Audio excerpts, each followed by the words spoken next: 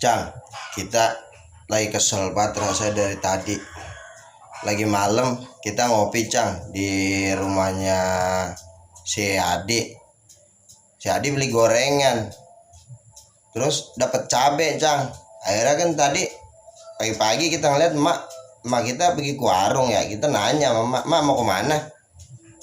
Mau ke warung beli cabe.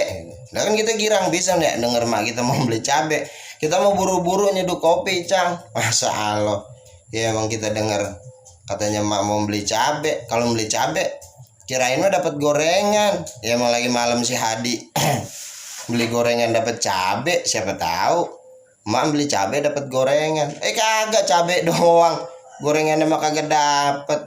Suwe banget tukang sayur, jadi kagak dapet gorengan Cang. Jadi beli cabe, ya udah cabe doang. Ngapa giliran si Hadi mah beli gorengan dapat cabe ya?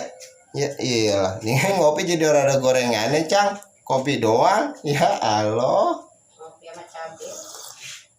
Ya lo kan kita ngopi sama cabe. Orang bener ada Cang ini mah. Ngopi Cang. Jauh kencang-kencingnya ada di rumah apa enggak kencang?